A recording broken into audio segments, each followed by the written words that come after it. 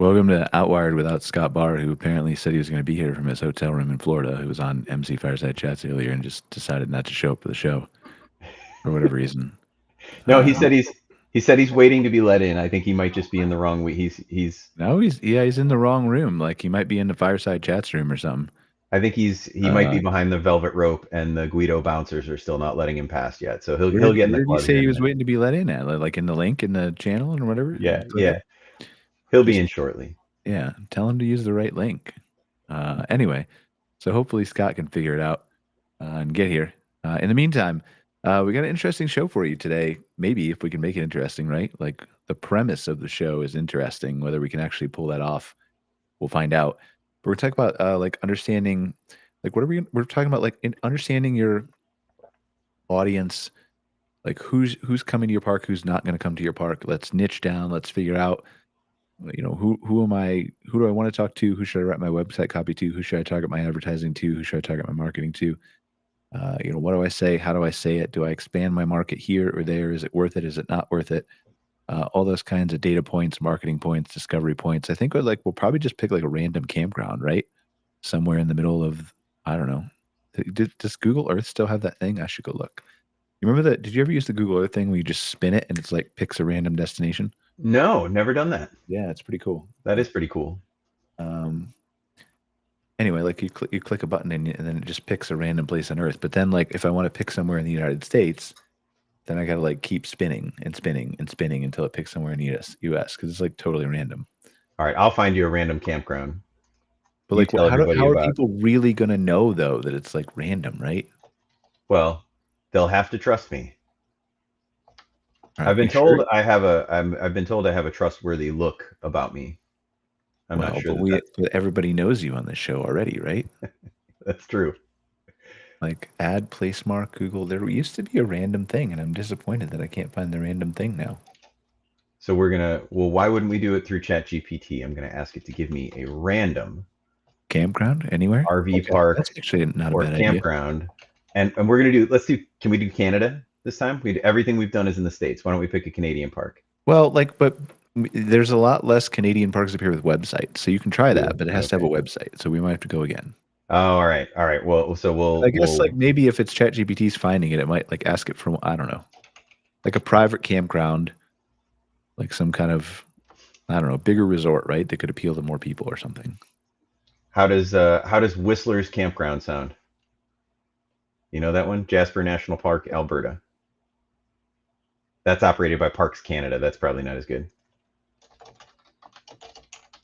So we're going to talk about aspirational audience versus primary, your customers of today, customers of tomorrow. Yeah. Yeah, something like that. But just have it pick a random campground. We don't have to worry about that. Like we don't have to feed it. Scott, like, just he says he did. He did not click the link. Like he would be here, right? We clicked the link and we're in here. It feels like operator error to me. I mean, it could be something that we're doing wrong here.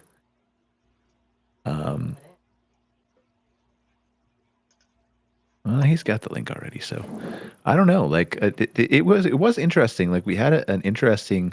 You know what? Let me go see. Are we actually live on LinkedIn? We should just go check because it was interesting. We had an interesting error here when we were starting the show that said we had a conflicting event starting at the same time.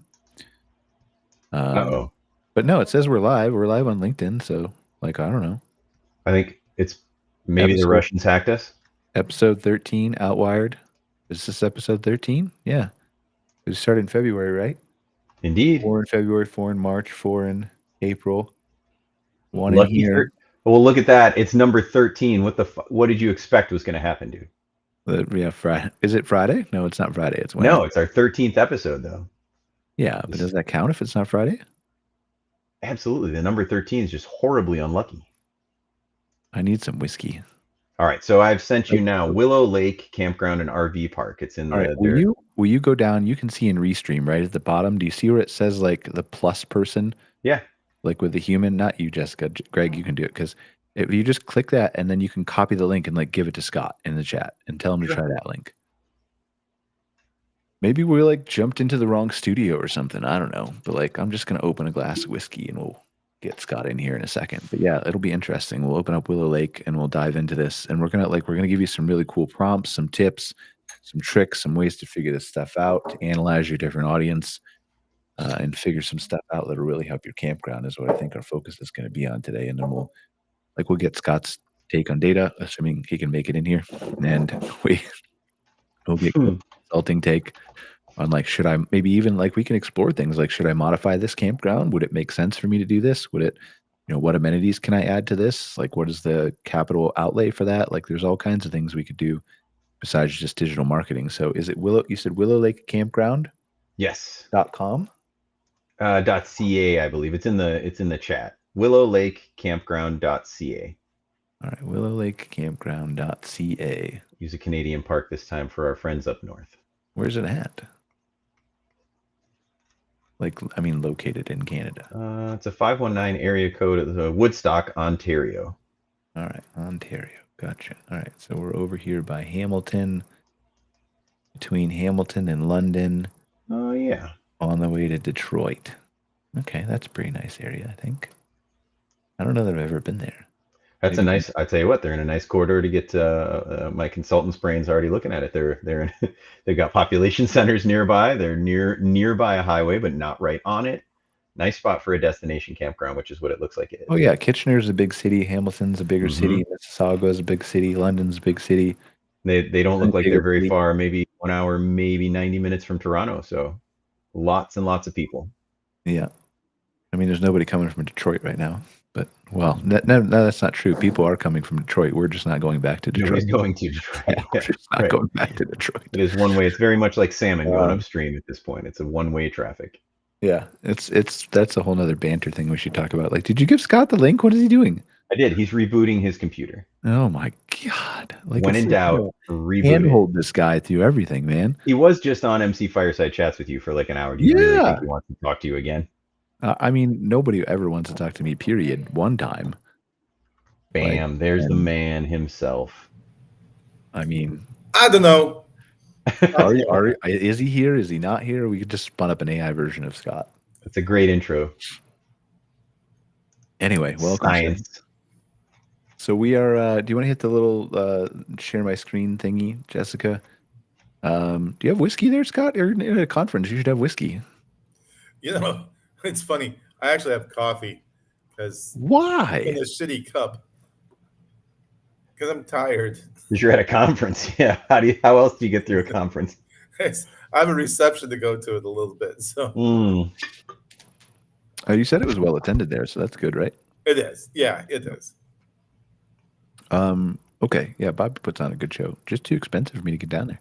Don't have enough time. Also, I'm leaving tomorrow anyway to go on vacation for my girlfriend's birthday for a few days, so that's more important.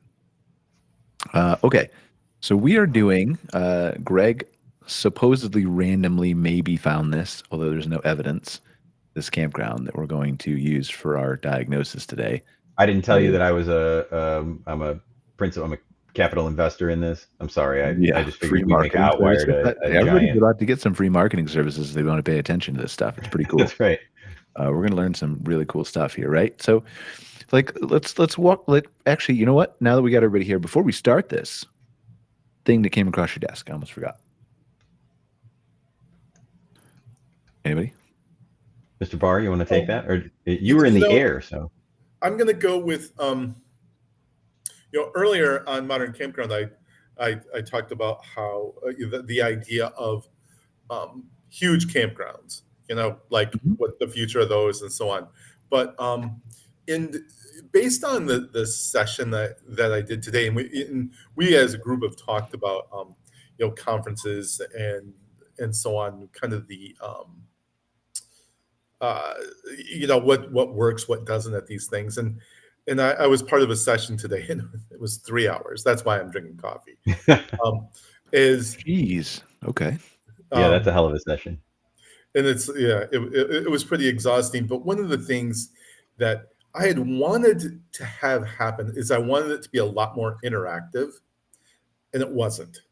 I mean, it wasn't. I'm not saying it was bad. I'm just saying I had hoped that it would be a lot more, like there'd be a lot more engagement that people with the audience asking you questions and stuff. Yeah, and And the reason was it was just too well attended. There were too many people. It needed to be Poor smaller. fucking thing. I feel so bad for you. Oh, sorry. Go ahead. It needed to be smaller. It needed to be, like it needed to be in groups of 8 to 10 people There's probably. just too many people there. My Yeah. stardom Yeah. was all crowded. It was terrible. Like I need to have this intimate gathering with my fan base. It would just be Niche down, like we were going to talk about.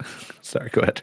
It would just be a lot. It would have been, I think, I'm not saying that it was, like I said, I'm not saying it was bad. I'm just saying that in this kind of situation where it's like, more like a workshop, a much smaller group would have been better.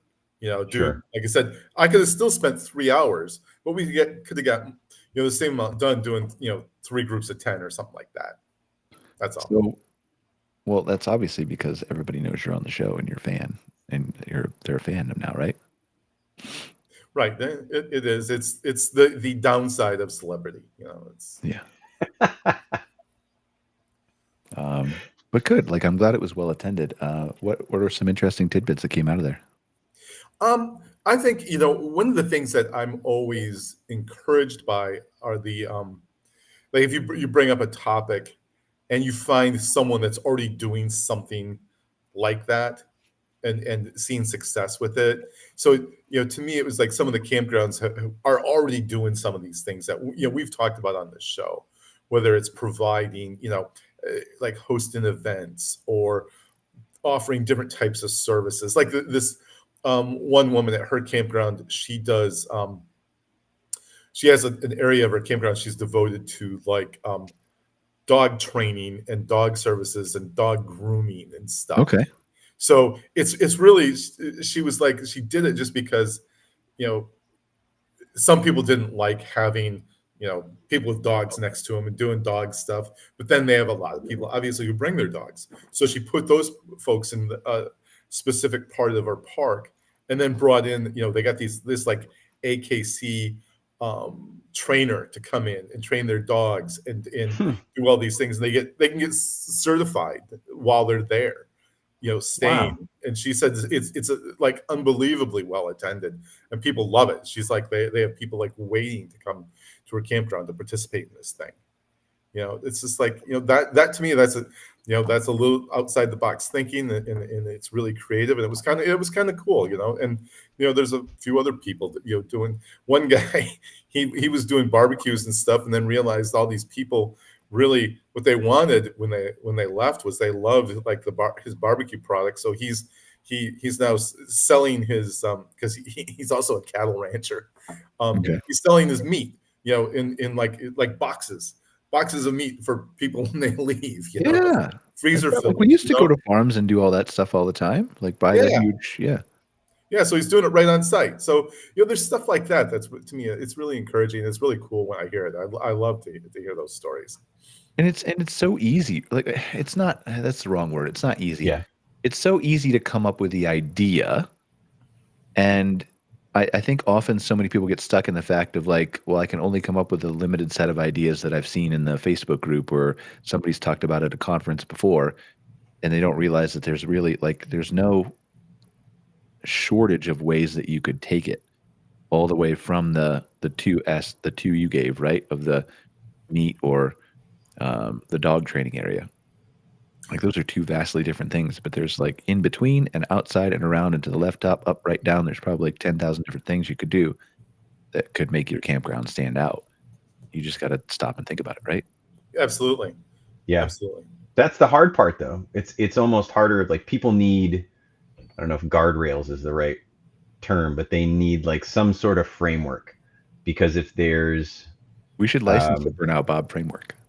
Perfect example. So a park I'm working with, they started to look at redeveloping their recreation, and then like anything, right? It's like a web. It's all connected. So you start to tug at this part, and the whole web starts moving. So then they start looking at, well, actually, if we're gonna add all these recreation amenities, like, is our store even in the right place? Do we need to build another building and put it over? Are we looking at a fully like a master plan? And it keeps getting bigger and bigger and bigger, right? Well, the biggest problem they're having right now is they have so much land that they could literally do anything. Like they could develop a concert venue, a 3,000 road sites course. with neighborhoods. Scott and I talked about it earlier.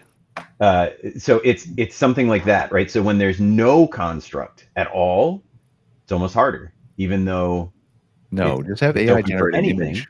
Tell What's AI to that? generate an aerial view of what a 200,000 square foot mile, But whatever. people's brains don't work that way, right? So it's the same. It's exactly like what you're saying, where people don't realize that they can do things other than like bingo and potluck and So movie they have a night fucking and consultant for, though, Greg. chocolate You flip and go slide. do it for them and give them the aerial thing. That's, well, I mean, Be like, I think we should put the penguin area over here, and then like all the like we'll really fucking niche down this place. call like, me. yeah.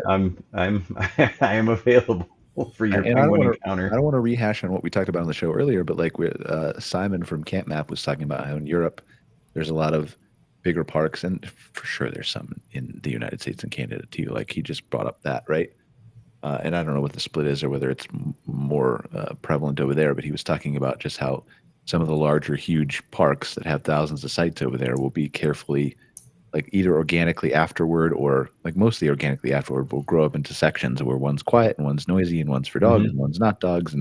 But like when you're in that little area, like it's not just like here's the next lane over is a different area. Like they're actually like segmented and separated. Yeah, they're communities. Yeah. Each one is a neighborhood. Yeah, that's a very popular in park design now.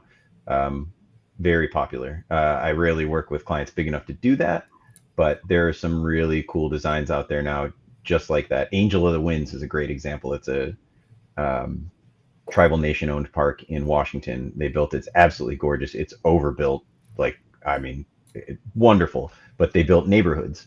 Yeah, very much like what you're talking about. It's a great way to design a big property. Nice. Okay. My one thing. What did you give your one thing? Was that your one thing? You didn't give your one thing, Greg. You know, that kind of organically just became my one thing. I like it. Let's go with that. Okay. That can be my one thing.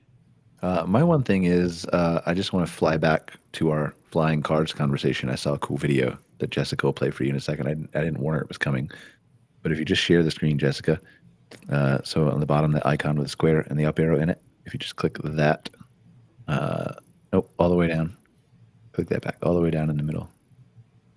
Right where the microphone is and all that stuff. Where you mute it, there's a square. There you go, share screen. Click that, and then click the down there somewhere. There's a YouTube video, so just keep scrolling down. You'll see like the YouTube icon. There we go. That arrow, yeah. Check that out, and then play that, and then you just have to flip to that tab, which is over there on the left-hand side now of you. Just hit play. Check this thing out, guys. Can you hear that? Yep. You can probably make it bigger if you Yeah. just make the full screen, make the video on YouTube full. There you go. This looks like something out of the Phantom Menace. Yeah, but it's real. That's pretty cool.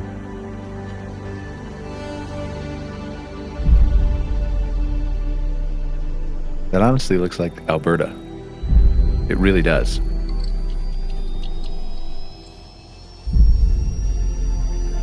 This is what I'm talking about. When I think of flying car, this is what I think of. Little personal 1 or 2 seater. That is badass.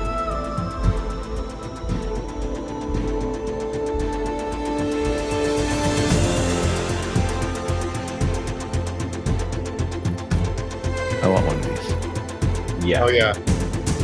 My name on the waiting list.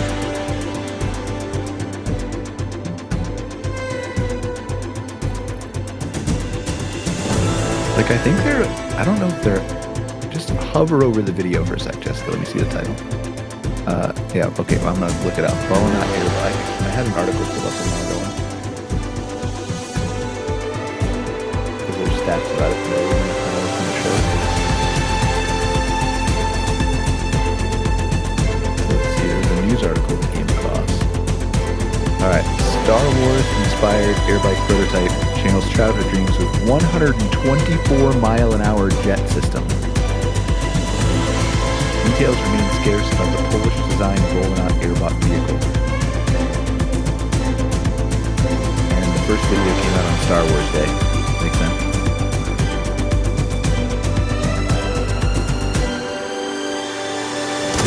The working prototype with a few caveats.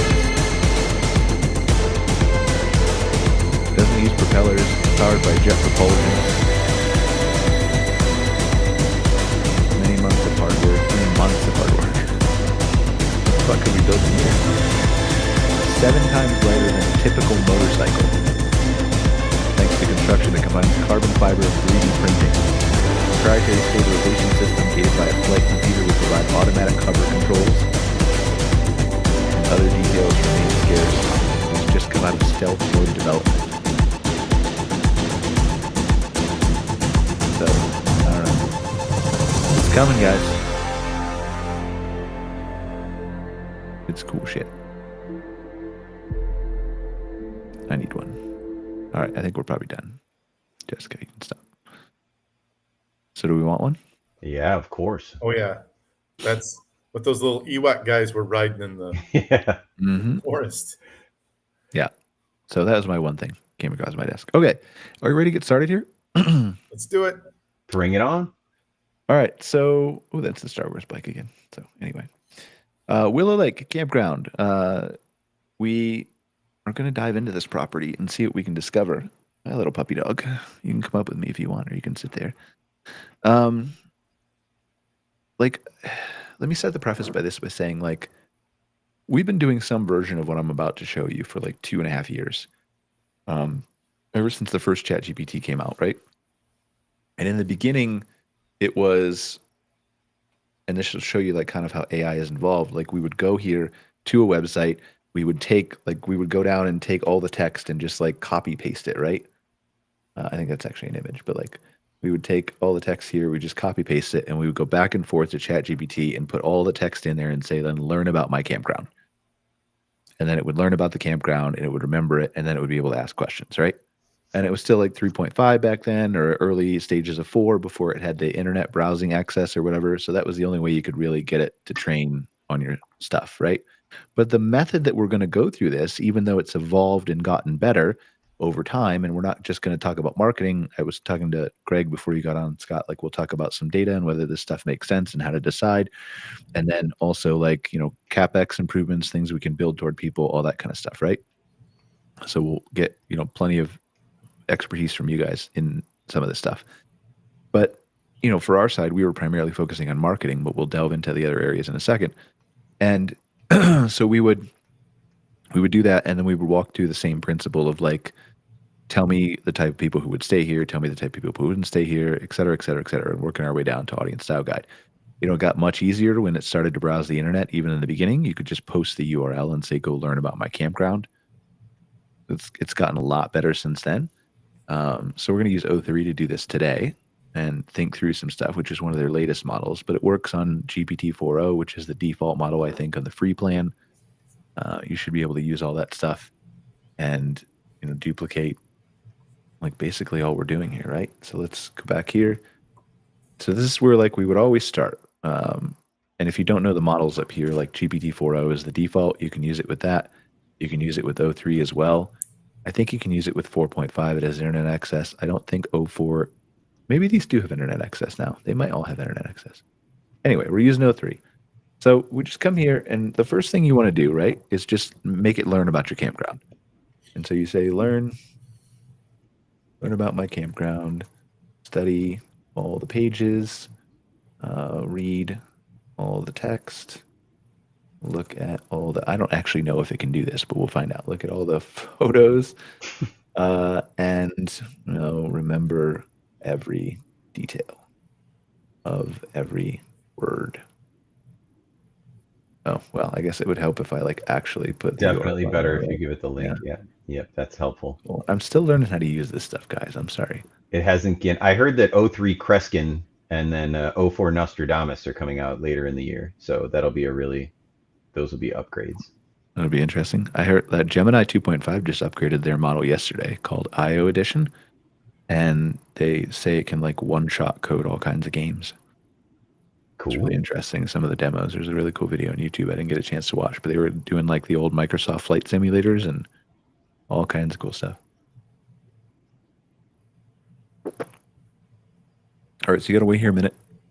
Like GPT-4o will be a little bit quicker, but this is like, so this is interesting. It's actually like going out and you can see it's kind of searching the web and looking for different places you appear. So you saw like Campendium pop up there in front of the screen, and some other things.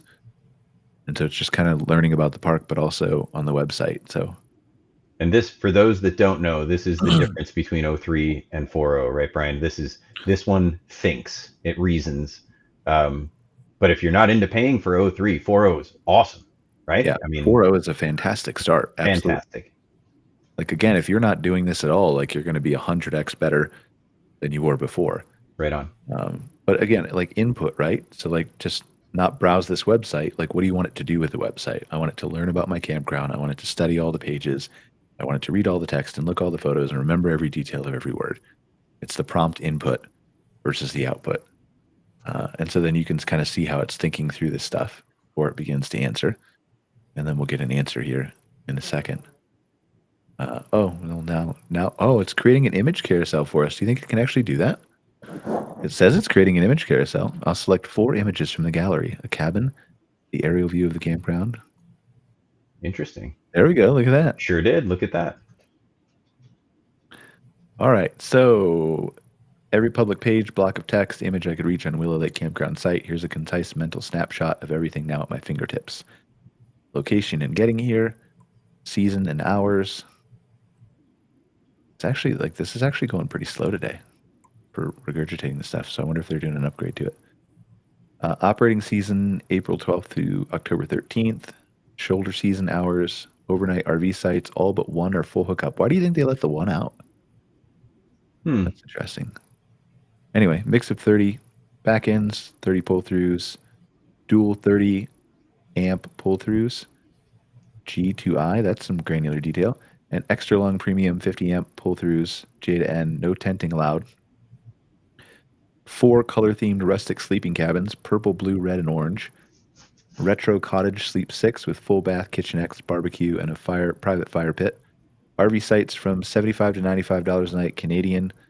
You take about 30% off that for American dollars. So like, I don't know, 52-ish to 72-ish, somewhere around there, dollars per night. Rustic cabins are $120 a night. Retro cottage $170. 7 nights for 6 promo, cottage excluded. $20 a night surcharge for electric vehicle chargings. There we go. That'll be a good thing. Seasonal sites sold out for 2025. Solar heated pool, large expanded playground, 9-hole miniature golf, games room with foosball and air hockey, dairy hall, recreation hall, weekend campfire grill food truck. This is a good one. Wi-Fi. This will be some good data and interesting. Wi-Fi hotspot at the office and store. Laundromat, modern showers, gated entry, wood and ice sails. Recent upgrades, 2022 food truck launch and playground expansion. 2021 power upgrades to pull-throughs.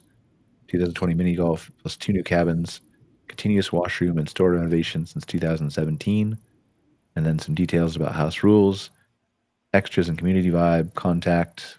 I now have these details on deck for the rest of my chat. That's a pretty good start, okay? You're obviously going to get something different. Depends on your input, output, what it can find in your park, obviously what your park is. But that's kind of your brainchild there. So now it's got, like the way this works in a conversation is it's got this in its memory of this chat. And so now everything you ask down below it, it will have that ability to reference that in its conversation. So we'll start with the one we used to do at the beginning, right? We'll say like, great. Now I want you to tell me a few, and we say a few on purpose, right? Like sometimes we'll say 5, sometimes we'll say 4, sometimes we'll have a number. But I found that if you just say a few, like it'll typically give you like all of what it thinks is relevant.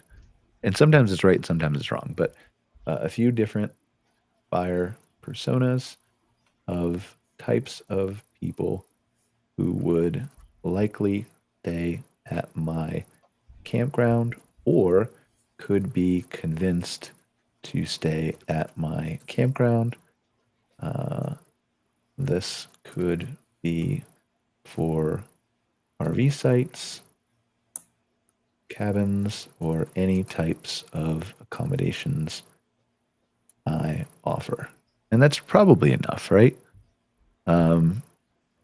But you can add to it, like fully flesh out these buyer personas, provide full profiles and details about each one and everything I need to understand and market to them. Okay, we'll try that. So again, like input is greater than output, right? It could have been very easy to say like, tell me, and you would have got okay answers. Like tell me a few types of people who would stay at my campground. It would have been fine. Like again, it's 100x better than what you're doing right now, right? But if you let it think through it and you use a better prompt, then you can get better answers out of it. So that's kind of our goal here. So here we got 5 distinct buyer personas that fit Willow Lake Campground's mix of full-service RV sites, rustic cabins, and the retro cottage. Each profile includes who they are, why they travel, how they choose, what persuades them, and concrete ways you can reach and convert them. Feel free to keep or tweak whatever best matches your goals. I'm taking a sip of whiskey right here. All right, we got long weekend launchpad families. Parents in their 30s to mid 40s with 1 to 3 kids, ages 4 to 12, living within a 90-minute drive, GTA West, Kitchener, Waterloo, London, own a mid-sized trailer or fifth wheel.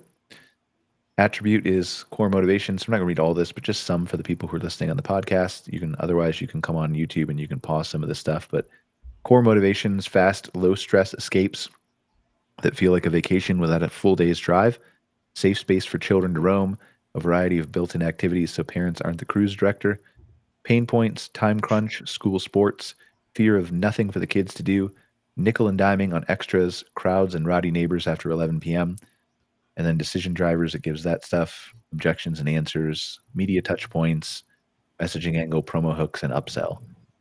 And we have seasonal socializers for retired couples.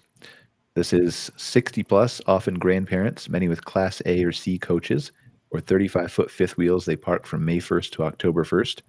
Snowbird to Florida, Arizona in the winter. Used to anyway. Sorry, Florida and Arizona. Maybe you can have us back. We'll let you know. We'll decide how the year goes. Core motivation, sense of community and routine, hobby time, gardening, pots, knit cards, and knitting, somewhere the grandkids can visit, predictable costs versus constant towing fuel, and pain points are unreliable power, AC units, trip breakers, messy neighbors, lack of social calendar, and inaccessible washrooms. And then all the other things we have that you can just pause and read if you want on YouTube.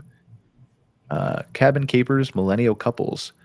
Snapshot is dual income, no kids yet, professionals, 25 to 35, living in Toronto, Hamilton.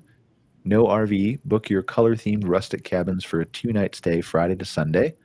Core motivations are Instagrammable mini adventures, privacy without tent hassles, digital detox mixed with creature comforts, real mattress, fridge, and barbecue. Pain points are fear of camping amateurs' embarrassment, gross washrooms, poor cell data, and lack of foodie experiences.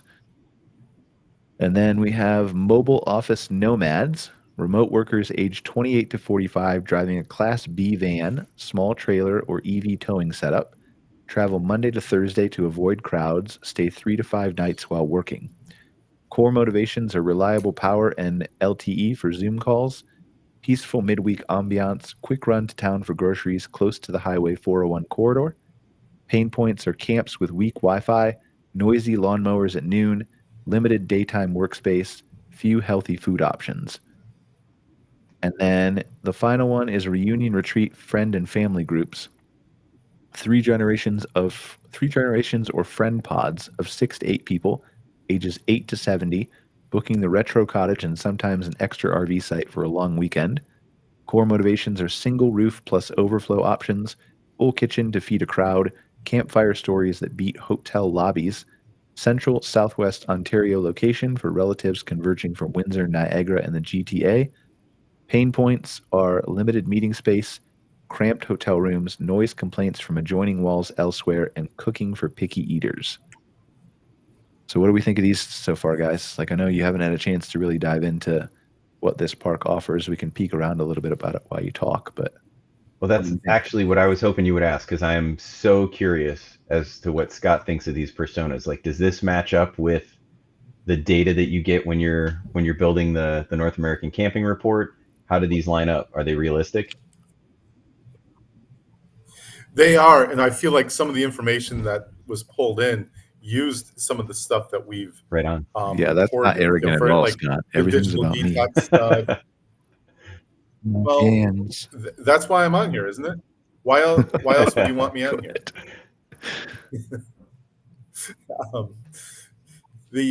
But yeah, no,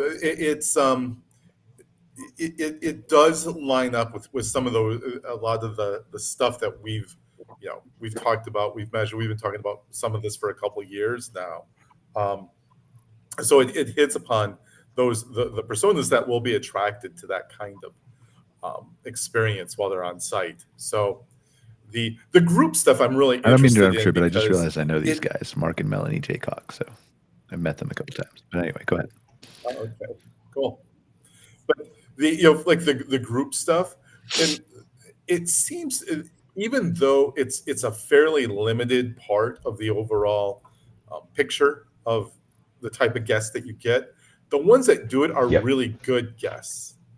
They love the fact that you've designed something around them as a group, and that they're super loyal, and they'll come back year after year. So the group stuff, I find, that persona, again, it's not a huge part of the campers out there, but the ones that are, that's the persona that I kind of like, and I'm kind of interested in too. So yeah, a lot of that lines up pretty well with a lot of the. I like that little, work like we've done. the food truck setup there too. Like it's nothing too fancy. It doesn't require too much work, right? But it looks really nice. Doesn't even look like it moves, but it's a great way to get around all the different kind of licensing you've got if you got to try to build a restaurant or something. Makes getting into food service a lot easier. Pool.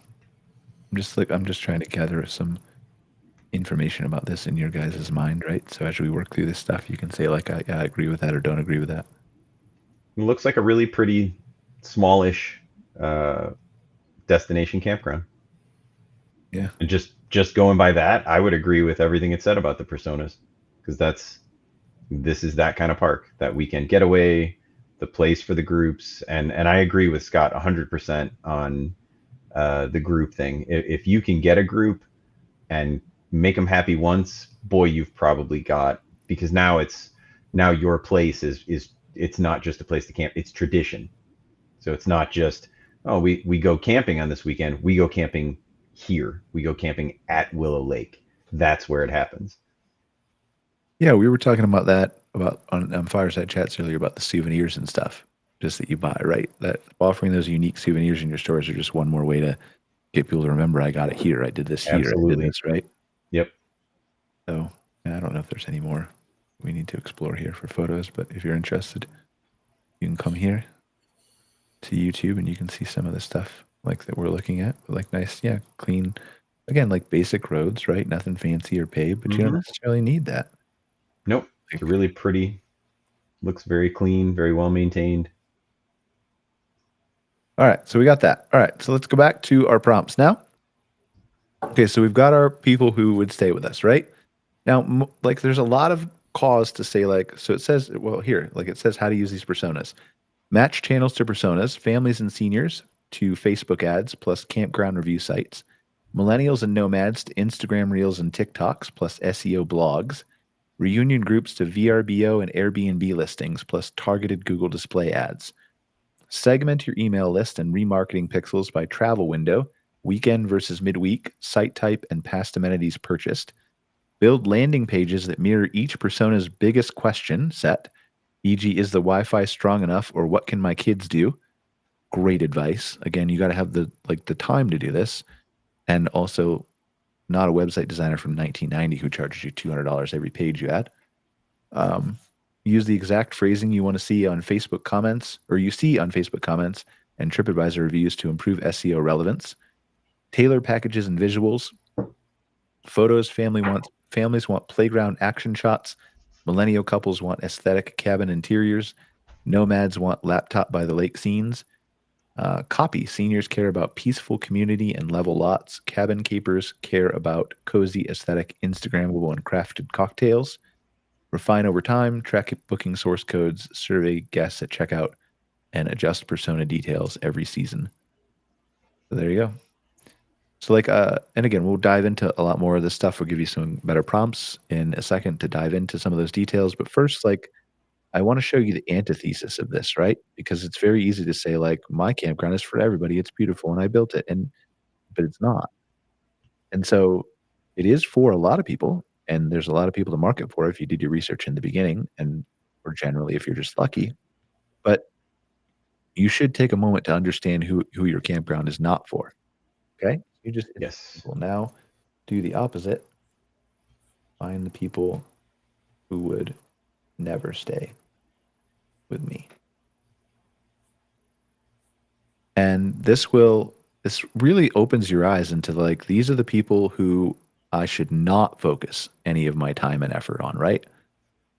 And so it shows 6 here. So 6 anti-personas, guest types who will almost certainly avoid Willow Lake Campground or arrive, hate it, and leave a bad review. Treat them as a filter. The clearer you are about what you don't offer, the more your ideal guests will self-select in, and the fewer headaches you'll have at check-in, which is another big thing, right? Like the one I remember that sticks out in my mind most about this was I think it was Oregon Dunes KOA, and I don't know if they're still a KOA, but we used to respond to their reviews years ago under an older owner, and we would go to their KOA site, and like I used to hate those obnoxious pop-ups that KOA let you put up there. Like, get out of I hate pop-ups generally speaking, but anyway, Yeah. it's not a KOA thing. But it would pop up in front of you and be like, hey, we're a dusty, dirty campground right on the dunes for bikers and motorbikes. If you don't like that, it might not be a good fit for you. Right? And they knew their audience. They were right up against the trail dunes. They had people who came there on 4-wheelers. They let them unpack. They had direct trail access from the back of the campground. That's who they were. And they embraced it and they went after it and they were successful. And they made sure with that pop-up that like you weren't going to get a family in there with a baby who wanted to go to sleep and wake up at 11, right? Like, and so that's the kind of stuff that we're talking about. Don't be afraid to say you're not for somebody. You can't be for everybody. And that doesn't mean you should have to do it in a pop-up all the time, but like build a page. Who are we not for? And sometimes even that not for page not only can filter people, but it can like let people read it and be like, oh, they're not for loud people. That's my type of place, right? Yep. So it can serve both places. So let's see. The anti-persona is backcountry purists, 25 to 40-year-old backpackers who hike or paddle to crown land sites, which is our version of BLM land, crave silence, zero amenities, and dark sky isolation. Willow Lake is a mismatch because full hookup grassy pads, gated entry, playground noise, 401 proximity, and no tent sites kill the wilderness vibe. And then it goes on into like typical complaints if they book anyway. If you guys want to see that, you can come pause the YouTube video. And then how to politely repel or redirect them. Use phrases like family-friendly resort campground, no tenting, close to Highway 401 in listings, include daylight pics of playground pools so they self-deselect, recommend Wildwood Conservation Area or Crown Land near Tobermory instead. So then we have festival party crew, 18 to 30-year-old friends with pop-up tents, big Bluetooth speakers, and a cooler full of twisted tea en route to Boots and Hearts or Veld. No tent camping, strict 11 p.m. quiet hours. This is why it's a mismatch. No tent camping, strict 11 p.m. quiet hours, zero tolerance for outside firewood, fireworks, or generators. And then here's how you do that. You highlight quiet hours, alcohol policy, no generators, high on the rules page, politely suggest Pitcock Conservation Area group sites or a KOA with tent sections. Again, like that's also helpful to you, right? And so then if you can politely say this is not for you through your wording or through an anti-page or whatever you do, but also still provide helpful information, they might have a friend that would stay with you. Like make them remember you no matter what, right? Absolutely. Off-grid boondockers, retired or nomad RVers with lithium banks, solar arrays, and composting toilets who chase free crown land boondocking or $10 forestry sites. They are not a match because every transient RV pad includes hookups that drive the nightly rate to 75 to 95, no dispersed parking, and no weekly dry camp discount. And the way you politely repel or redirect is lead with all sites are full service, no dry camping, and add copy. Mention local boondock options in Oxford County for goodwill. We have luxury resort seekers, affluent couples or families who book 5-star Muskoka resorts, spa, on-site restaurant, daily housekeeping, waterfront cabanas turn down service. They're not a fit because rustic cabins equal bring your own linens. That's another thing I want to talk about in a second. We're just going to go on a brief rant about bringing your own linens. Like, what the fuck are you thinking? Provide linens. Sorry. I don't care. Provide linens. Like, what are you thinking? This is not. Does anybody disagree with me? Do you just like? I understand the logistics and it's hard and not everybody can do it. But if you are able to do it and make it profitable, like I have a laundry service, all that kind of stuff, is there any reason to not offer linens? Go. That's the big if right there, because that in certain areas you have to have a completely set, like you have to essentially build a commercial laundry for doing that. It's got to be separate from anything a guest uses, and it can't be any part of anything else. It's got to be a separate laundry built strictly for that. But if you're in an area where you can get linen service, you can build it in, keep your rate competitive. Or if you've got the housekeeping staff and you've got the little commercial laundry for it, yeah, then absolutely. But then the larger question becomes like if, and obviously if you buy a campground that already has it, right? Yeah. The larger question becomes, if I don't have that laundry service and I want to add cabins, like I'm severely limiting my audience and cutting myself off at the knees, right? So like Not maybe really. maybe the rustic cabins still make sense, but like, are you really you don't think so? No, yeah, some folks even just prefer to bring their own linens because they don't. Well, that's true, but that's Yeah. a smaller audience, isn't it? I don't know. I don't really know. But I know that there are a lot of parks out there that still don't provide it, and they get great occupancy in their cabins. I think it's really just about how you market it, how you sell it. Some are kind of in between. It's bring your own linens, but we can provide them if you want. It's an add-on, and they'll pay for a fee, and they'll be sort of like a. I just think you should charge more in your cabins. It's definitely a good idea, right? If you can do it and make it fit in, keep your rate competitive, it certainly makes it easier to just show up and the bed is made and I don't have to worry about it. Like, wasn't the original thing here like campers would come and upgrade and have their sleeping bags? That was the original thing? Yes. Yeah. So that's fine. But like, again, if you just want to narrow yourself down to campers, you're fine. But go ahead, Scott. Like, you look like you want to talk, and go ahead. Oh no, I was gonna mirror a bit of what Greg was saying. By the way, it's the whole idea of the laundry facilities is a bigger issue in Canada. It's a big barrier in some areas within Canada. And I've heard that directly from some the KOA campground owners in Canada because of this whole this debate that we're having right now. There is a segment that wants to bring their own linens. It is smaller. People, if they pay a certain amount for a cabin and a stay, the expectation though does increase that you provide linens. The key, honestly, is just communicated very clearly.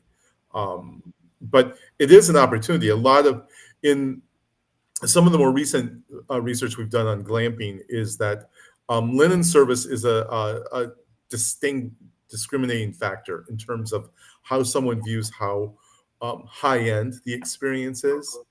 Like if you provide linens, you go to a different level. There's a different perspective on what you're providing. So it's important.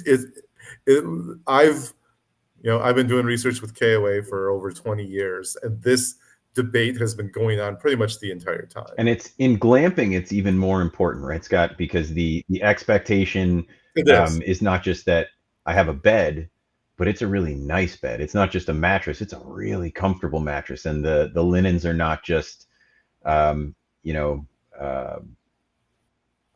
Inn quality, right? They're high quality linens. It's supposed to be more luxurious, right? And that I'm trying to remember, there are data points specific to the last report I read on that really is an expectation of glampers specifically about their accommodations. Yeah. Yep. There's all kinds of ways to do that. So I have this thing just before we move on to this topic, because I want to move on really quick, but I'm saying I'm running a campground in rural Canada and I want to add cabins with linens, but laundry service or health regulations is not available in my area. Is there a way I could 3D print linens and recycle them after every stay to get around them? I mean, it's like I mean, it seems like it should be a thing. Like maybe not the regulations piece of it, but it seems like it should be a thing. If NASA can already recycle and has been doing it for 10, 15 years, right? If you could make them out of bamboo or something, That would be interesting. I don't know. I just want to see. So we'll come back to that in a second. We'll go back to that. So all right. So we did off-grid boondockers. We did luxury resort seekers. Bring your own linen. So shared bathhouse, food truck only on weekends. Pool is solar heated and not infinity edge. And the way you detract them is use honest descriptions like rustic camping atmosphere, shared facilities, show cabin interior photos, wood bunks, and vinyl floors so expectations align. Suggest Allura Mill Hotel and Spa or one of Muskoka's luxury lodges instead. And this is a big thing too. Maybe it's a bigger thing in my head, but like I feel like there's a lot of people who say they're a resort and they're not a resort. Yeah. Still true today? Oh yeah, and if anybody's listening out there, if you're using the word resort, even if you are a resort, just drop it. That's just my opinion, but I can't. Yeah, it's really hard to. What makes you a resort? It's tough, and it just sets those expectations so high. I don't even like the narrowing down of like. I was thinking about this yesterday. I can't say I don't like it because that's not true, but like because it still has its benefits for SEO and for clarity. But like, I don't even know if like we're at the point where with such a blending of glamping and everything else, like I think calling yourself an RV park or an RV resort when you have glamping and cabins is a disservice in some cases. I would agree with that to some point. I would also add that if you're an RV park and you're calling your accommodations glamping, boy, watch that too. I don't like that. Because glampers and glamping, they're looking for something different. Truly, someone who's looking for glamping, they're not looking for a canvas tent that's surrounded by RV sites. And I know we've talked about that before, so I don't want to go too far back into it. But yeah, that one I would caution against as well. There's no practical or regulatory pathway that exists today to 3D print fresh bed linen for every guest and then recycle it on site. The idea is creative, but it's assuming Alberta because that's where I am. Public health rules and the state of textile addictive manufacturing, it turns out to be far costlier, slower, and less sanitary than simply washing or using certified disposable linens. That's interesting, certified disposable, but like disposable linens. Yeah, I don't know. Doesn't line up with the sustainability push that we're seeing from younger campers. Well, if it's bamboo, like if you could recycle bamboo, like bamboo grows really, really fast, right? Yeah, but the amount of resources that it takes to grow it and then make it. And then it's just practical alternatives that are working. Compact ozone or cold plasma laundry system. That sounds cool.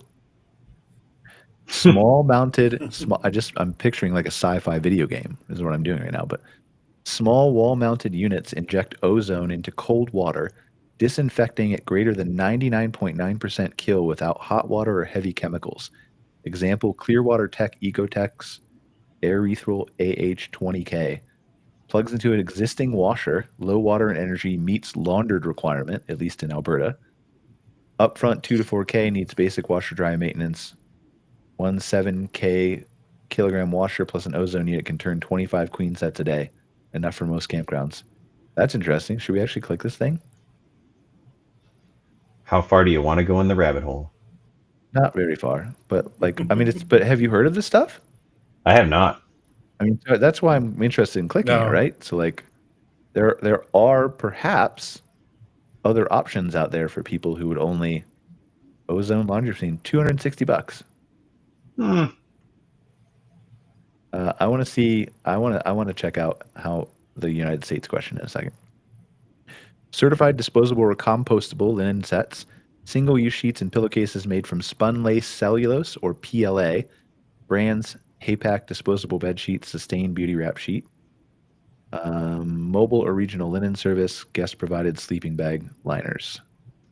All right, so for the ozone option, what is the I can't spell likelihood. It's weird. Likelihood that my local municipality, can't spell that word either. Or back off the whiskey, bro. Municipality. In the United States would accept this as an alternative to the wide variety of regulations counties and states have. All right, we'll come back to that in a second. Okay, we have big dog off-leash devotees, pet owners with two 80-pound shepherds who expect fenced bark parks and freedom to roam off-leash. The cons is the leash at all times policy, no pets in cabins, limited green space between RV rows, and pool area pet-free. Feature pets to avoid them. Pets must remain leashed, cabins pet-free prominently. Cold season campers. But here's the other thing, right? Like it does say link to the, so I didn't normally read these, but link to the off-leash Rotary Dog Park in Woodstock could be an attractor though, to get them to come to you and there's something nearby. So it could work too. Cold season campers, hunters, ice fishers, or winter RVers who need November to March stays with heated water lines or year-round cabins. Cons for Willow Lake is season ends October 30th, water shut off and gates closed, staff off duty. And there's actually a review. It's a fake review, but state the operating window on every channel header. Provide phone numbers for Willow Lake Park and St. Mary's or year-round KOAs. So why bother defining anti-personas? Crystal clear marketing copy. Okay, so we have this. So we have our pros and we have our cons, right? What do we think of these so far? Are we pretty good on point? Yep. Yeah. I think so. I really like the idea of having the anti-persona. That is something I think too many people don't consider when they're marketing and thinking about what type their typical guest profile is to think about, and to think about it beyond certain very kind of superficial things, but to go a little bit deeper into it, figure out like don't even market to these people. It's not all right, so let's dive further. All right, so discounting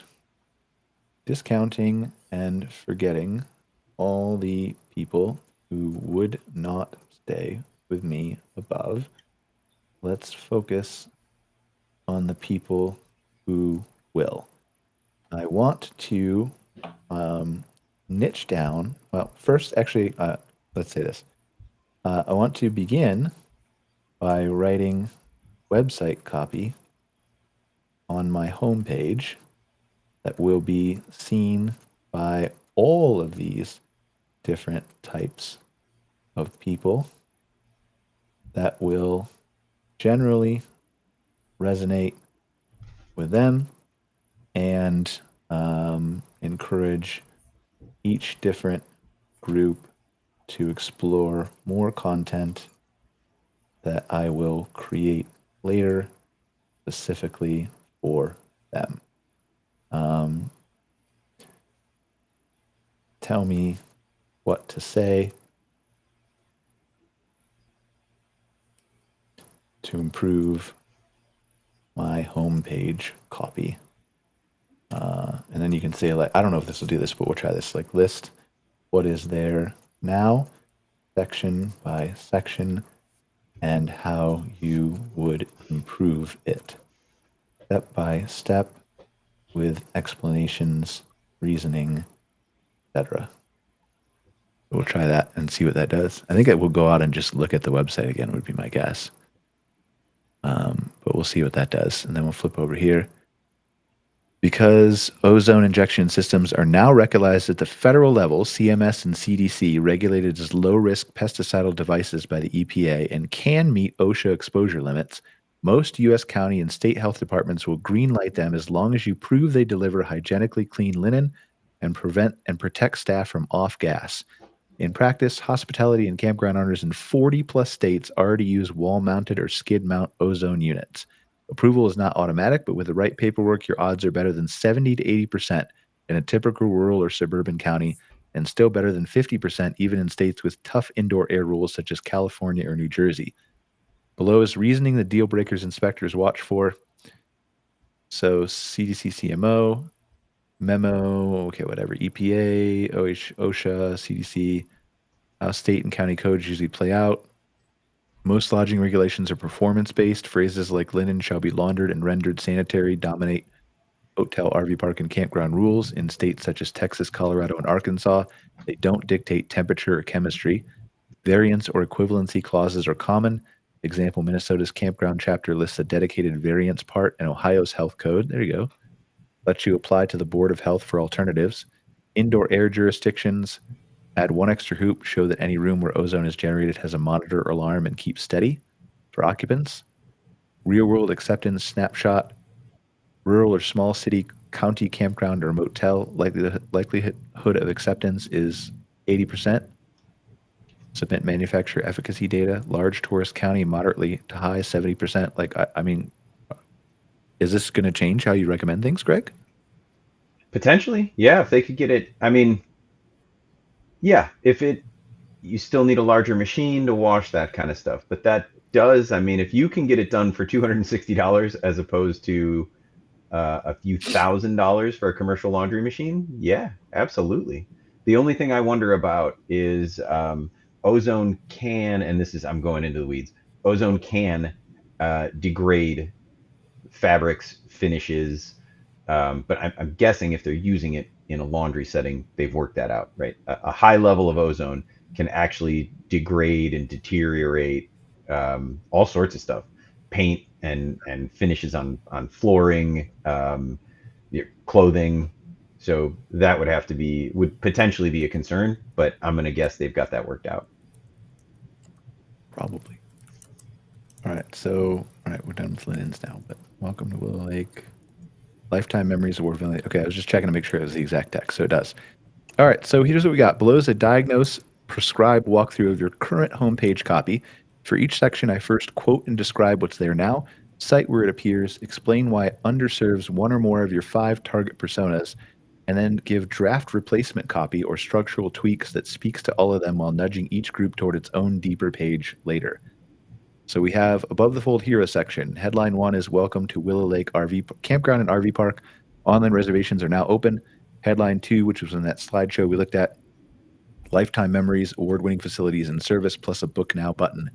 Issues are 2 competing headlines dilute the single big idea. Only families may read Lifetime Memories as for them. Nomads and couples don't yet see themselves. That's interesting. No quick path to the cabin or cottage shopper. Suggested swap, single benefit stacked headline, roll in, check out, breathe out. I like this. This is cool. Sub headline, full hookup RV sites, cozy rustic cabins, and a retro cottage right off Highway 401 in southwestern Ontario. 3-lane buttons under Book Now, RV sites, cabins, retro cottage. I like that from a marketing perspective. Yeah, that's solid. And it's different, right? Mm-hmm. Why this works, one crisp promise, roll in, resonates with RV drivers, cabin couples, retirees, nomads, and reunion planners alike. The lane buttons let each persona dive deeper instantly. Brand promise block. Current copy is helping families create lifetime memories, one campfire at a time, plus a 2-paragraph description stressing fun, safe, family-friendly, plenty of activities. Issues are it overweights families, seniors, and nomads may skim past it. Dense paragraph equals low mobile readability. Upgrade copy. New micro blurb with persona-coded bullet points. At Willow Lake, we keep the campfire burning for weekend families, pool cannonballs and mega playground, seasonal snowbirds, level full-service pads, and friendly euchre nights? Is that what that is? Yep. I don't know. Yeah. No. You know what euchre is, Brian? I know. Oh my goodness. What is euchre? Okay. It's a card game. It's incredibly popular in the upper Midwest. Don't ever go to the state of Michigan and ask what euchre is, because you'll be shunned. Just know what it is before you go. I live in Ohio. I've never played it, and that explains why I have almost no friends, because everyone I know, everyone plays euchre. Yeah, it's All right. Anyway, Digital nomads, 50 amp power plus LTE strong work lounge, couples and friends, Instagram-worthy cabins for low-effort getaways, reunion makers, a 6-bed retro cottage, steps from mini golf. Which adventure is yours? I like that. Quick scan bullet points, let every visitor see this is for me without drowning the others. Event strip, current big upcoming events header that links out to Facebook. Issues, sends traffic and attention off-site. 100%. Stop doing it. Please stop doing it. Placement above accommodation details distracts first-time shoppers. Fix, Move the strip below amenities and embed the next 3 themed weekend tiles right on the page with a see full calendar internal link. Number 4, options for happy campers, header plus 3 accommodation blocks. 4A header says stay but convert to choose your stay, clear heading for all personas. And then overnight RV sites block, current copy is a bullet list of amperages, no additional tents, RVs only, and no tenting. So let's see if we can find what they're talking about here. So there's your upcoming events. Click on Facebook. Willows Lake option for happy campers. So overnight rental cabins, retro cottage, bullet points with a bunch of options. Reads like a rule book first and benefit second. Doesn't highlight easy access off of Highway 401 for retirees or pull through length for big rigs. New copy, headline, pull in, hook up, relax. Snippet, 30 and 50 amp full service pads, grass level and wide enough for today's 45-foot coaches. All a 3-minute stroll from showers, pool, and camp store. CTA button is see RV site map. Rustic cabins block. So that was the first one, right? This overnight sites block here.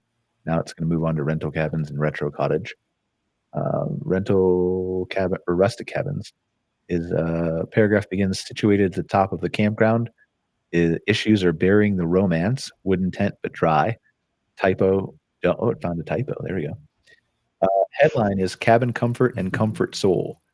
Snippet 4 color themed cabins with real beds, electricity, and a private fire ring. Ideal for first time campers or low effort couple retreats. Bring your bedding, we'll supply the star show. ETA is peek inside. This is pretty good. You guys impressed with this? Yeah, I like the Yes. simplified and focused marketing message. That's it's all created with the personas in mind. You know, that to me is. I'm not very good at writing copy. That's why I'm a researcher and not a marketer. But you know, I like that. You know, the ability to tie those two together. And if so if Brian had his one thing that he went back to and was like, please don't link to something that takes you off the page. If I had one, it is that it mentioned there that it reads like a rule book. If you see anything on your page that sounds like you're trying to tell your guests your rules, I get it. I totally get it. I've been in your shoes and I know that you're like, we had this problem, we had that problem. We'll just tell them right up front. It's the worst thing you can do. It's not, nobody wants to think that they're walking into some place where you're going to be chasing them around with that rule book. Yes, you need them. Yes, they've got to be there. Don't have it in your marketing right out front like that. It's not, it's first of all, those people don't read it anyway. That's why they're a problem. Yeah. So you can just leave it out. You can just leave it out. It looks very unwelcoming. All right. Book now anchor. I like this. Replace check out our availability button with a vivid sticky bar that follows the scroll after 400 pixels. Ready when you are. Check live dates and rates. I like that. Keeps the call to action permanently in view for skimmers without cannibalizing mid-page real estate. And then some other things, amenities grid, current copy is a 20 whatever chronological bullet list, social proof, testimonials, carousel, footers. So lots of good content, right? So now we have our page. And then we can say, who are you meeting up with, Scott, that you're going to leave us, by the way? Are you going to tell us? Come on, man. No. Gotta be somebody important. He's like probably making it up. He's like, I'm just out of coffee and I need to go get more coffee. I'm meeting with somebody. Yeah. Okay.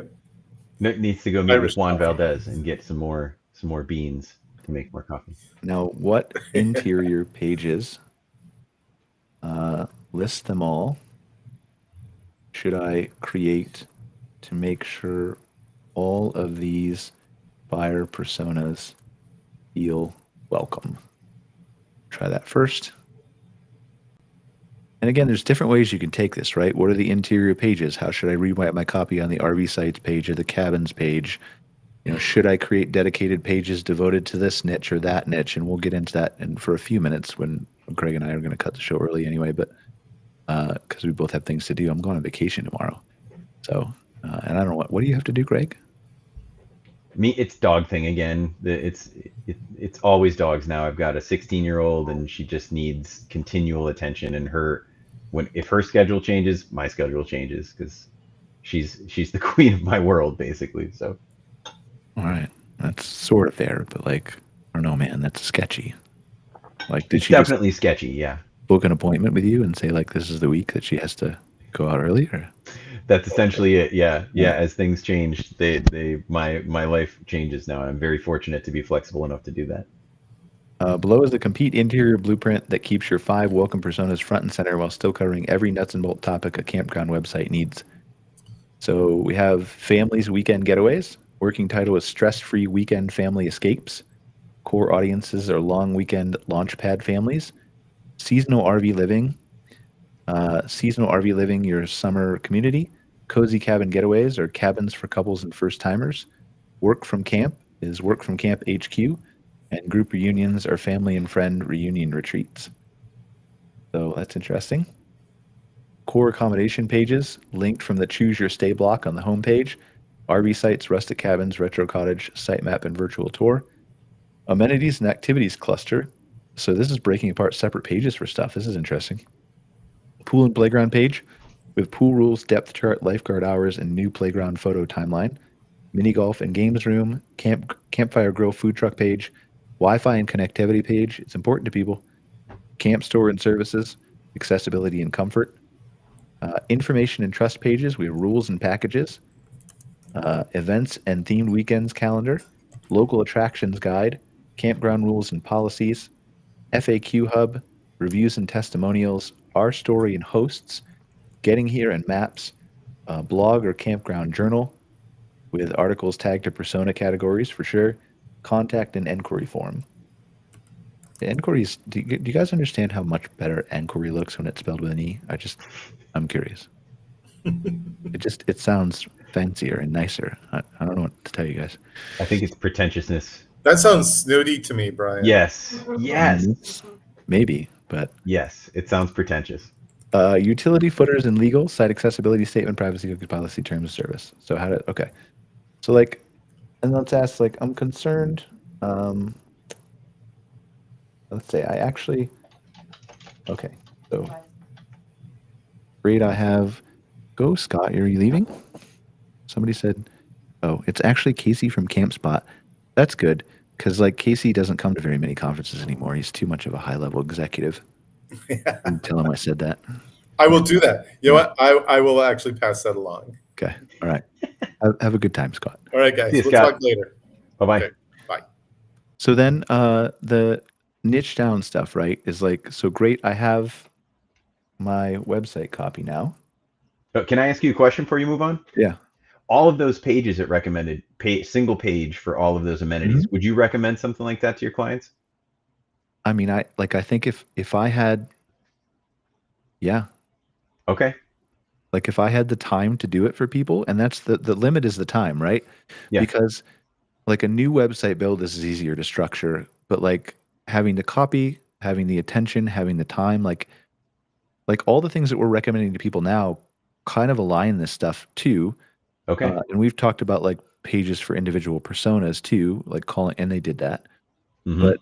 But the problem is like the time it takes. Everybody wants, you know, we just started recommending this stuff like 6 months ago to people, and it's kind of constantly evolved because now you can do it with AI in a more robust, easier fashion. But like the time it takes web dev to do all that right now is the blocker. So like everybody, you talk to everybody on the client list, and you can go through something like this with them and say like, here's what I would recommend for you, or like we use more advanced prompting than this, right? But then, okay, that's great, go do it, and they want it in like a week, and like, Sure. So we kind of shoot ourselves in the foot, right? And well, so but like, from a design standpoint, you don't think it's a bad idea. As soon as I saw it, I thought this seems like an awful lot of a page just for the pool. I don't know anything. I'm not a marketer. I don't build websites. So I was just curious your take. It is more pages than you traditionally do on a website. It is something that like you look at and you say like, that's not normal, that's too much. But I mean, there's psychology behind this thing, right? Yeah. And like, remember where this is going. So that was my next question. Is this, doing all of this, Is that going to make it super sticky for the LLM searches that are going to be taking Yeah, over the you world have a here shortly? topical, you have a whole page devoted to like your pool. Got it. Got it. Right? Okay. So very important So for it's folks out easy there for it to listening to digest, remember. it's easy for it to talk about, it's easy for understand the page. Okay. You have this thing, all that shit, right? And Yeah. then it's gonna be even easier for the computer operator when it's browsing your website as an agent to understand, like, well, Got it. I know my human likes a pool. Ooh, there's a page here on a pool. Let me go digest all that information. Then you've got something that, in theory, should be more impactful to an LLM than Okay. just a bullet point, right? We have a pool. Got it. That's it. And that is, again, I know we've talked about it before, but for folks listening, that if you're doing anything to your website, boy, make sure whoever is building it for you understands that you want it to be super sticky and attractive to AI searches, to LLM, large language model, which is just AI searches, because that's where this stuff is all going to be going. Like what, Brian? By the end of the year, the majority of searches will become I mean, AI we'll searches, involve right? AI, yeah, like still be Google, right? Probably, for But sure. the blue links are going away eventually. Yeah, they'll all be Yeah, I mean, Gemini. they're already testing this. They've got their Google I/O next month or this month, Okay. in a few weeks, but they're probably gonna announce some crazy stuff. Talked last year about the blue links going away. So So I start. don't know what that timeline looks like, but I have to imagine it's gonna be quick. It's pretty quick. So Yeah. start building your text, your website, everything around what's coming, not what's here, because it's Yeah, coming and it's very not quick. like you can't survive without it, but, like, why wouldn't you not wanna be Sure, but way why not? ahead? Right. So, There you have it. all right, so great, I have my website copy now, and I really want to niche down further with some of my marketing efforts, both on the website and off in social media, uh, Google Ads, etc. What I don't know is how much to focus on That was which not group, focused, but okay. how much to focus on which group of people. Are they a large enough audience for me to spend time on them? If so, how much, etc. And then, like, for example, is it enough to have a page for Gen Z, or do I also need that to speak their slang, words, comma, headlines in their quote language, etc.? Do a really deep dive for me. And And again, do you want to build some of this language, or maybe it's already doing it, but is it also a good idea to ask it to build the language so that, I'm not saying necessarily out loud to those negative personas that we built, the people that we never want there. So I'm not saying out loud, hey, you don't come here. But do I build the language in such a way that when those people read it, they go, I'm not going to have a good time there? maybe. Is that also something that maybe is that worthwhile? Because to your point and Scott's point earlier, the last thing you want to do is chase every single customer. Yeah, I mean, I You think if you're writing it to your buyer personas, that naturally is going to exclude the buyer personas, okay. right? I Okay. think. Yeah. Certainly that you should put thought into it. You should understand it. You should make sure that, like, it's taking, like, we told it to ignore it, right? But you could say, like, Hmm. taking into account both things I want to do. Like, I just did it differently that time. Sure. But this will be interesting, right? Like, because it's easy. Like, with AI, you can target this stuff and personalize it so differently. Like for Brian Searle's AI, I think I've said this before, like it posts on Yeah. LinkedIn for the LinkedIn algorithm, it posts on X for the X algorithm, on Blue Sky for the Blue Sky, and Threads for the Threads, then it writes the copy different places everywhere else. But like if I wanted to take it to the next step and target like older demographic campgrounders versus investor campgrounds versus whatever, like I can write in the language that appeals to them, right? And then Hmm. post social and only target, like I can limit audiences on Facebook or to a certain extent LinkedIn, or even I don't even need to do that because the algorithm will just take the shit probably and feed it to them, right? Sure. How deep to niche, sizing priority, and fine tuning your 5 yes personas. All figures are Canadian unless noted. Southwestern Ontario population is 2.8 million. So start with the math. How big is each pond?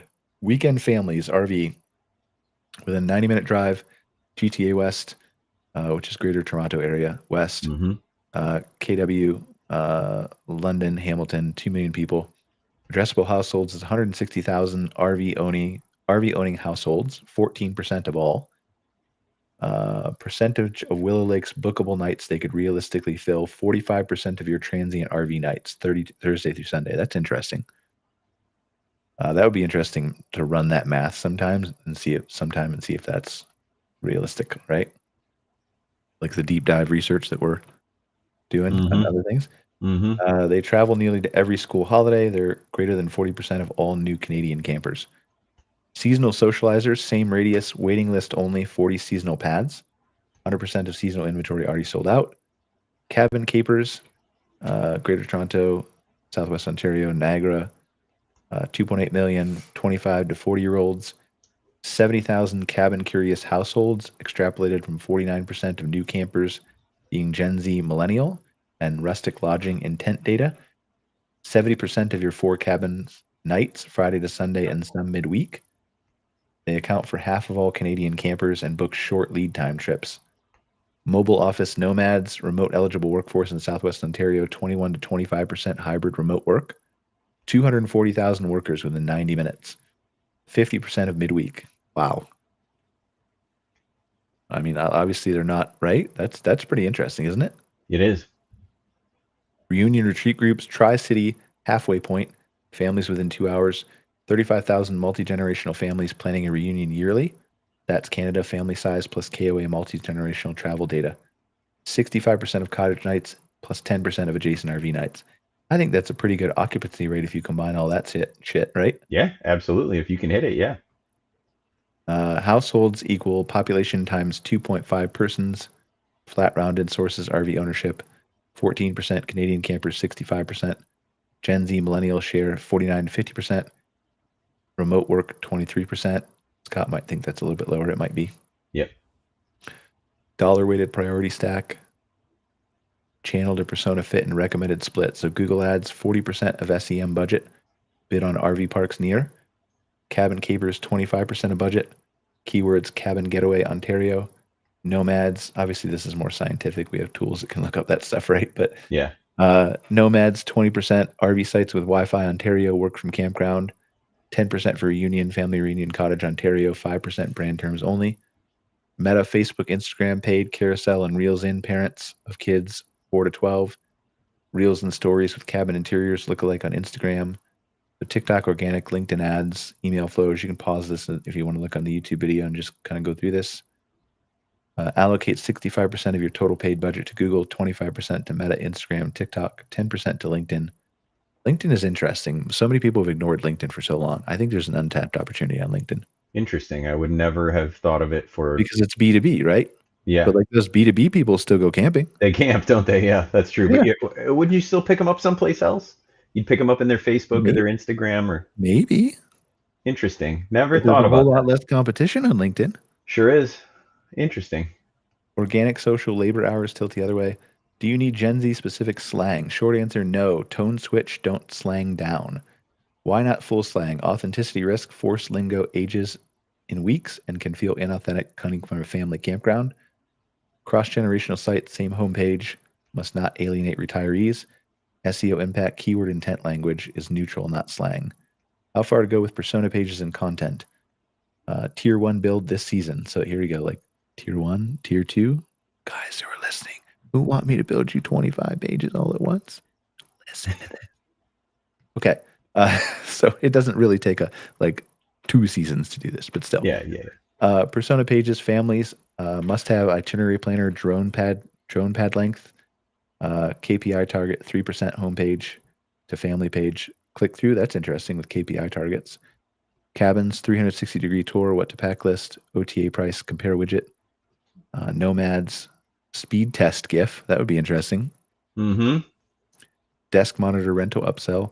Tier 2 content next off season, reunion calculator, seasonal loyalty portal, choose your site interactive selector, measurement cheat sheet, action plan in 30, 60 to 90 days. Bottom line, prioritize the personas that can physically fill the most nights and can be nudged in your weakest occupancy slots. And then last question we'll do, and then we'll go. Say like, because I want your opinion on the CapEx stuff, right? Yeah. Great. Now, what about CapEx improvements to improve for this year and subsequent years for targeting 5 personas,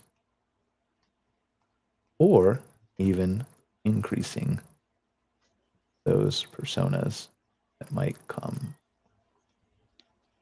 Be detailed and thoughtful as you did above, so I can understand and break it down. I've never done these prompts before. Just for click. Yeah. And this is a really good one to run after you just made pools of customers and said, okay, which ones are going to generate the most cash for me, right? Okay, so what's the CapEx? I need to grow that one. If it's going to be the highest ADR or the biggest increase, yeah, what's the CapEx spend that I need to have to generate more of that particular pool of customers? And then obviously you have to have the land, right? Of course, which is Yeah, of course. There's all kinds of intangibles here, right? Land and money. Without that, well, Canadian campers have lots of money. They're all staying home. We're all like, lots of campgrounds are great, man, up here. Wonderful. Yeah, that's awesome. So, like the anecdotal evidence I've seen so far is like an increase in a lot of interest. So. That's good. That's really good. But Scott was saying on the show earlier, like he said he's optimistic about August and September now, and I never got the chance to ask him why.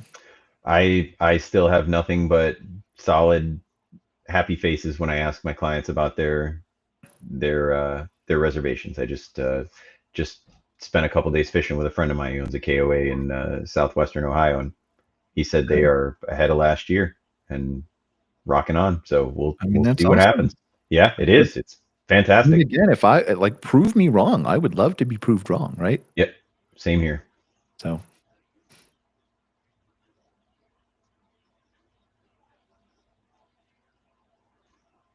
Interesting. It's talking about co-working pods, or it's thinking about it.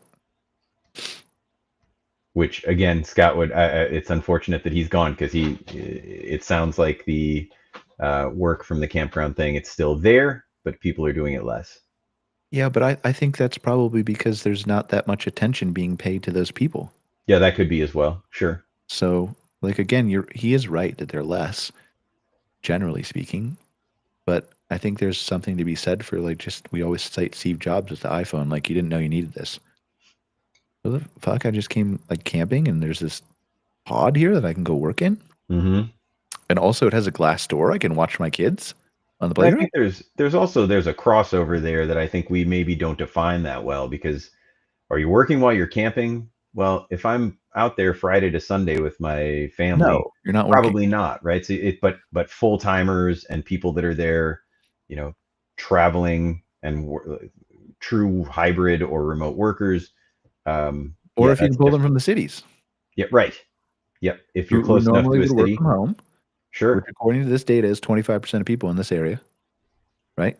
And I did a feasibility study for a governmental entity that is building glamping on their properties, and we found that the high-speed internet and a little workspace inside the domes or tree houses or whatever they decide to build would absolutely affect midweek occupancy with people coming down, because they're close enough. They're 30 minutes outside of Canton. Okay, well, if I can work from home, I can also grab my wife and kids. Maybe she works from home. Maybe whatever it is. Maybe we homeschool. Why not go do it there? It's a mini vacation. I'm working. Everybody can be out playing on the lakes. But then we have this really cool little treehouse or dome to stay in. Yeah. All right, let's run through these real quick, then we can wrap it up. Yep. So spring 2025, quick win tighten-ups, dual port level 2 EV chargers, ×2, 14 to 20,000 Canadian equipment and install. What do we think?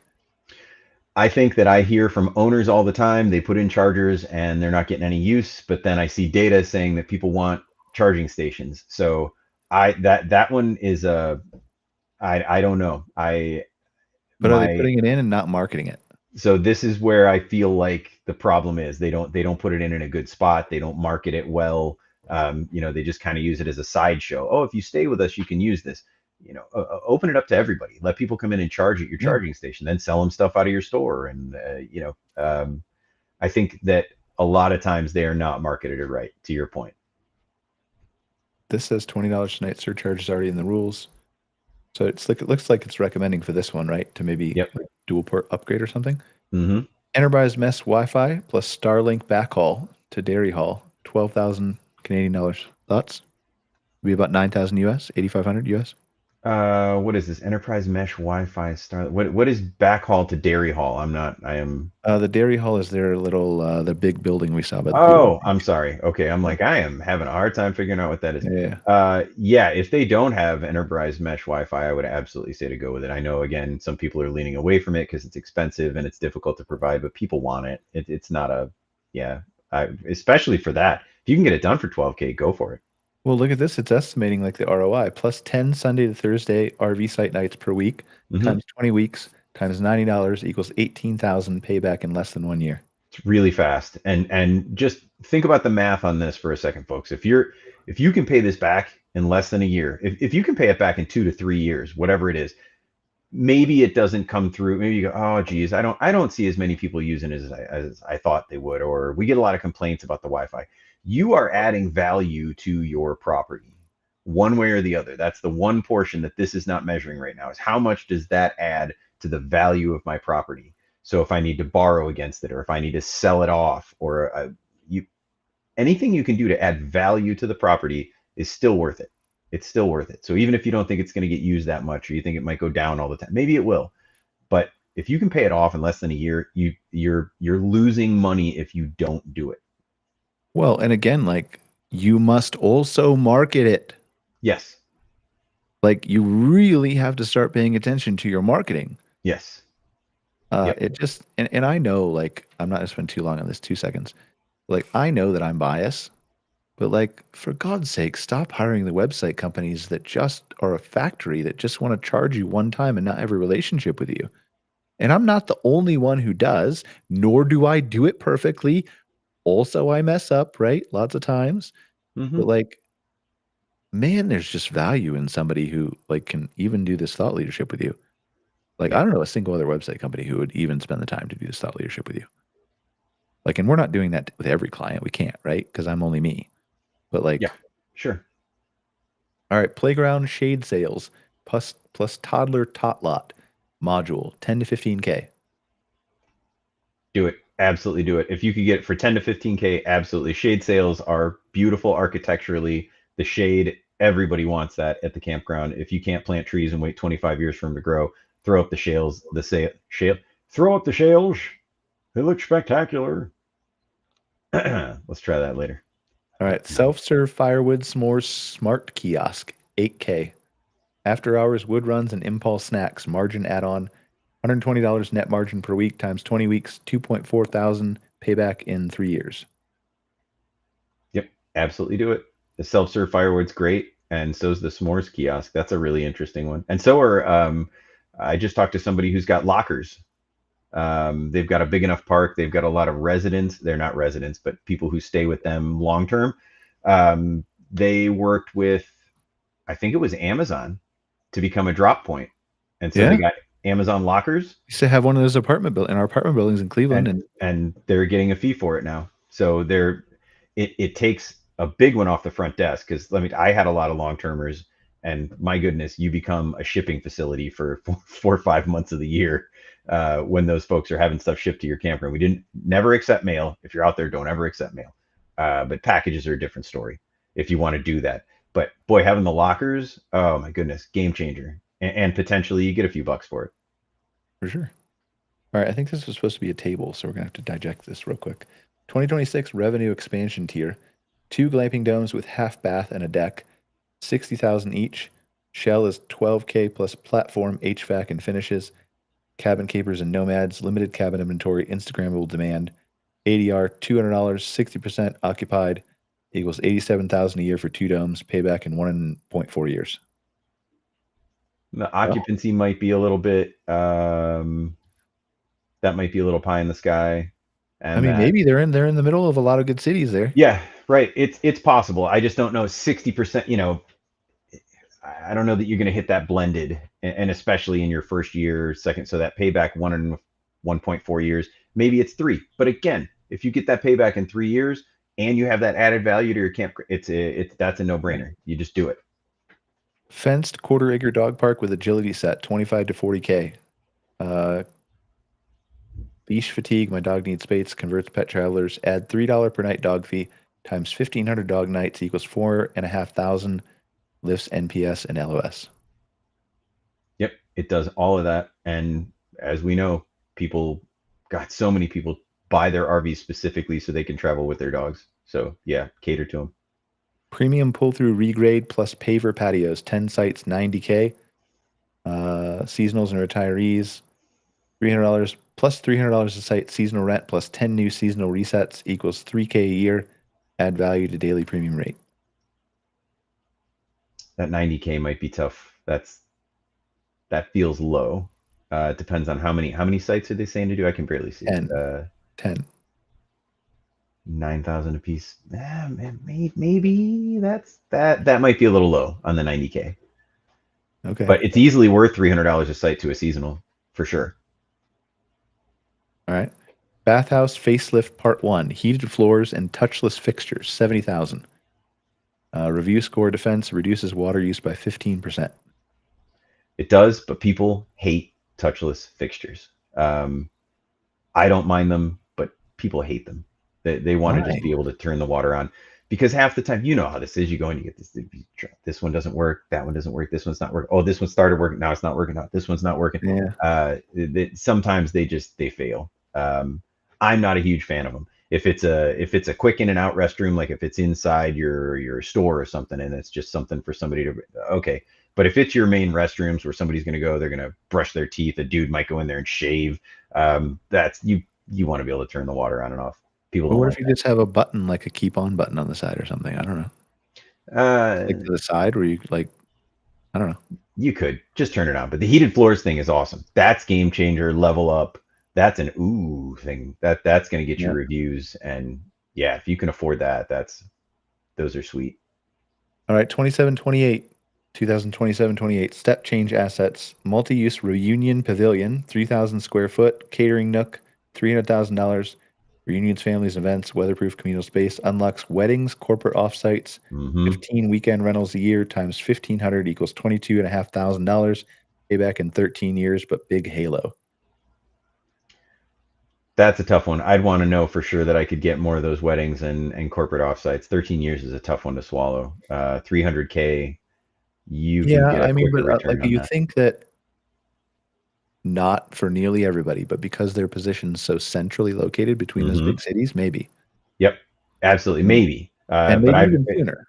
It's got to pay back faster than that, because otherwise I could take 300K and do more with that, with maybe more campsites, more accommodations. Yeah. Yeah, I mean, I think it depends on how you market it. It does, and if you got the demand. Twin pickleball courts, lit, 70K, 30 by 60 equals $40 a square foot. Trending sport, low impact, length and stay, and justifies resort fee. Add $3 a night activity fee across 8,000 transient nights equals $24,000 a year. Payback less than 3 years. That's a good one. That's solid. I hate to say it, but I'm gonna have to make that my last one. What about the solar car boat, man? Yeah, I love solar. Any kind of solar shade over your site, if you can really make that back, go for it, because the sustainability thing is going to get you more guests. Okay. Oh yeah, it is already 340, isn't it? Okay. It is. All right. Like, yeah, I mean, I think we could continue exploring that at some point with Scott, with the data and stuff. I would love to get back into it. Like, it just, the amount of shit that you can do with niche down and understanding your audience is so critical. You just got to be willing, like, again, like, look at the capital outlay. Well, like, look at the capital outlay. Like, hi, I'm a marketer. There's lots of good people like me out there. It's worth a capital outlay for, I don't know what the ROI is on me, but I mean, not 13 years. How about that? Well, and look at how much you can generate on your own. So now your clients can come to you and say, hey, Brian, look, I did all this. What do you think? Does that speed up their timeline? Well, for sure. Yeah. Right. I mean, it's a lot of, yeah. Of course, you're going to have to give them a discount. They get a bunch of the work on their own. Fuck off. We should have ended the show. We should have ended the show 2 minutes ago. Fuck. All right. Later, man. Good episode. Bye bye.